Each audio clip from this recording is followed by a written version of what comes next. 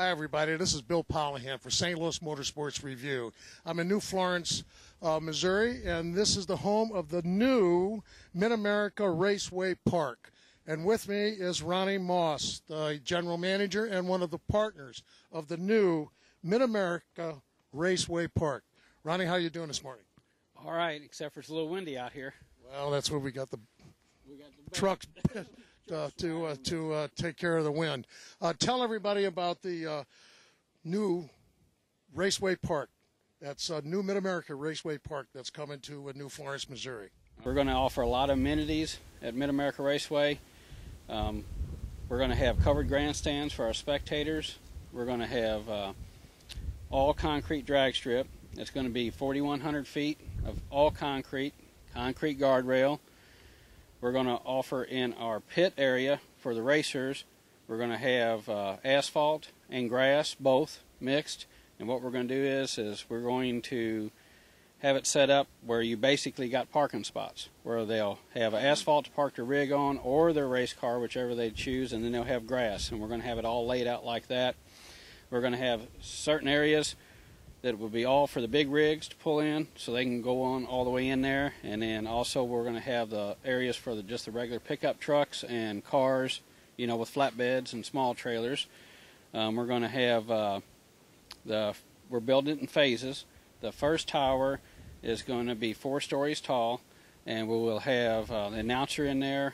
We're going to have a concession stand at the base of the tower. There will also be men's and women's restrooms there, permanent facility. And then we're going to have the announcer's floor, and then we'll have a media floor. As a lot of people know, we're going to have, this is going on a 700-acre facility, so we will have plenty of room for parking. We have easy access off of Highway 70 from the New Florence exit or the Danville Highway exit. 19 and Highway 19. And the west side Danville exit. Yes, yep. We're going to make the concession stand. It's all the our meat products are all going to be locally raised beef, and then one of our processors is out of the area. We'll be making all the hamburgers. We're trying to keep everything Missouri based. Local. That's Exactly. the object. That's great. Yep. We're actually going to put misters in the grandstands too, so when it gets really hot, we can turn them on to help keep our spectators. Oh, that'll be great. And we're doing guaranteed purses on all the classes. We're going to be doing something that I've thought about this, and it's going to be like an open comp format, but it's going to be for the 10.5W and drag radio guys. We're going to offer a class for them every 2 weeks, and if their car count is not good enough, then we're going to up it every 3rd week. That's what we got to hold up here.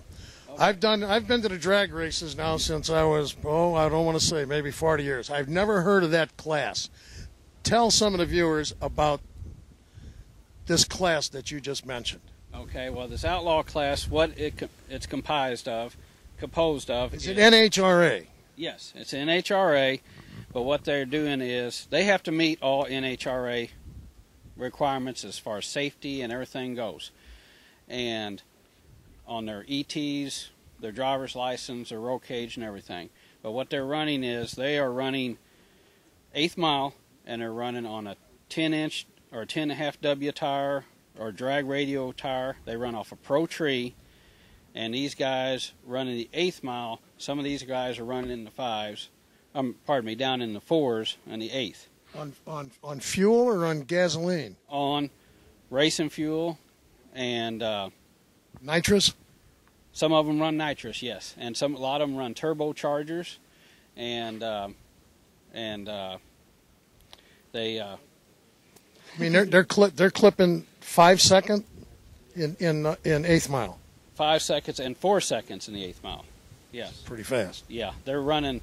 Some of these guys are running 170 mile an hour in the 1/8, so they're not slouching. When did this class become in the NHRA? How long has it been around? I don't really know how long it's been around. I know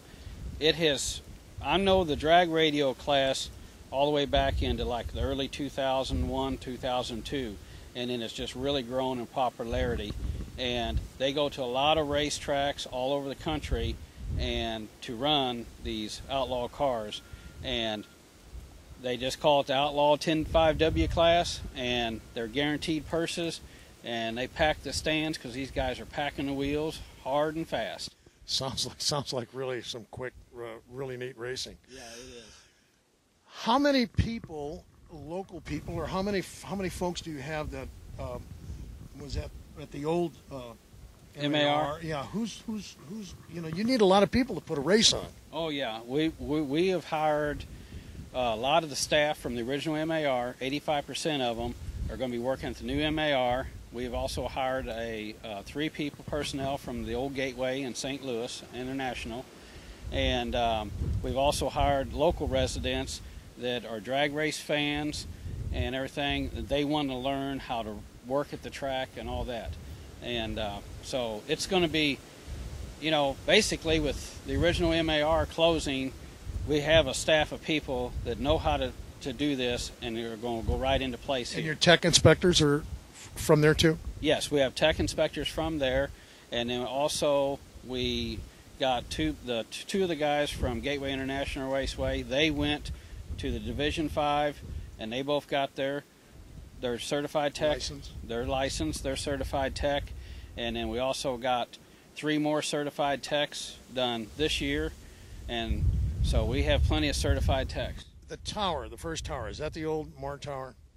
The first tower that we're going to have out here on the track, no, it's not going to be the original MAR tower. The first tower that we're building now, it's going to be 4 stories tall, and it will have all metal exterior.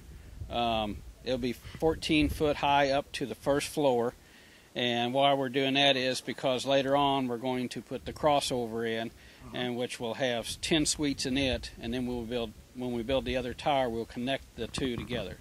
The towers are being built on a certain degree angle so that you got full vision down the track.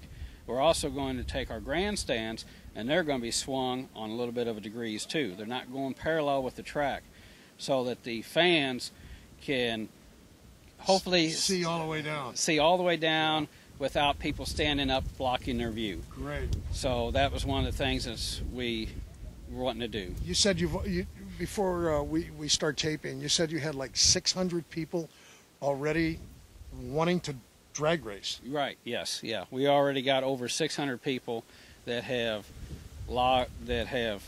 I've talked to, that are registered on the MAR Park website, that voice their opinions and talk about drag racing. And we are also pulling out of the Kansas City area, Marshall. We have a lot of guys up there. We've got people that have contacted me wanting to know when the track's going to open, how quick you're going to get this done. We can start racing. We got people in Arkansas, we got Illinois people, we got Iowa, Nebraska, and groups that are going to be coming and participating in MAR. That's one of the things I want to ask you. When are we going to run our first car down this 4,000-foot concrete strip? What's your target date to open? My target date is by June the 1st. The track is going to be 4,100 feet concrete surface, and then and we will have an uphill shutdown, and so that's going to really make it nice. We're going to have a 300-foot sand trap, and we're going to also have the well, we're not going to use sand. We're going to put peat gravel down there, and we're going to have the catch nets also, and then we're also going to have a berm per the ordinance of the county commissioners. They would like us to put up a berm at the very end, but see, it won't be at the end of the sand trap. The racers technically won't be able to see the berm, but what that's for is a noise buffer for any discomfort that it might cause neighbors south to the west of us. Well, the winds blow east, right. So I don't see how the noise is going to affect them, because it's down by the highway and it's heading west, and the track is running south, so I don't think there's going to be any noise issue there. We have the full government support here in the county. The planning and zoning is very excited about this facility coming in. It brings in other industry too. Right, it bringing in other industry. The county commissioners even told me, and he has quoted this, that Holiday Inn is coming in, and Hardee's is coming back. We know that McDonald's in New Florence is going to expand their lobby. The sitting area 25 feet out bigger, and they're doing a double drive-through on their facility. The local business owners they're just excited to pieces. The city of New Florence, they are ecstatic about it because with MAR coming in, it opens up a new thing for the city of New Florence. They can now put sewer and water on this side of 70, which before they had never had. They couldn't do it because there wasn't nothing here. You know, at 4,000 foot, if you didn't want to race cars, you could use it as an airport. Oh, can you? Well, we could use small planes. I don't think I think they can get down at 4,000 feet. Exactly. We ain't gonna have no power lines going overhead or worry about them as being an issue. Yeah, and a 60-foot wide track, you know. So, and we got lots of room for our advertising, and that's one of the things we're doing on our advertising. We're not charging a lot for advertisers. What we're doing is we're doing volume. And to get the word out where it's helping the small contractors or small business owners, the small speed shops, we're keeping everything down. But we've got advertisers all the way that have already signed up to advertise us from all the way from Kansas City, Indiana, but they're all in the motorsports. Who are your other partners? Steve Stallsmith and Dave Himsath. And Dave Himsath, some of you know his background. His family owned the St. Charles Speedway there on 94, and that was in operation for well over 40 years.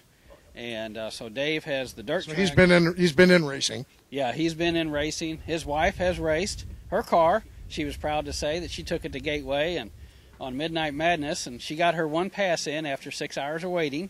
And but she's excited about the new track coming out. She's going to see what that Pontiac will do. Let me ask you, what days are you going to race? During the week, at night? When are you going to do? What are you going to do? What we're going to do is our full schedule is going to be Wednesday night, Tests and Tunes. We're going to open the gates at 3. We're going to start running at 5, but we have to be shut down by 10 o'clock on Wednesday night. And then on Friday night, same thing. We're going to open at 3 in the afternoon on Fridays. We're going to start running at 5, and we're going to shut down by midnight. And then on Saturday, full day program, we have to be shut down by midnight. But we're going to open in the morning at 7 o'clock. The gate will open. We will start running cars at 9. We'll start eliminations at 1 on Saturday and Sunday. Mm-hmm. So it gives us, we got a good window there of time to get all these cars through. So, well, racers, that's about it from New Florence and the new Mid-America Raceway Park. So come on out and enjoy the races. June 1st, right? Yep, that's our schedule. Just stay tuned to marstl.com. That will be the official track website, and there will be photos on updates and everything going on at the track on its progression. You'll be able to see all that on there. You got it from New Florence. This is Bill Pollihan for St. Louis Motorsports Review.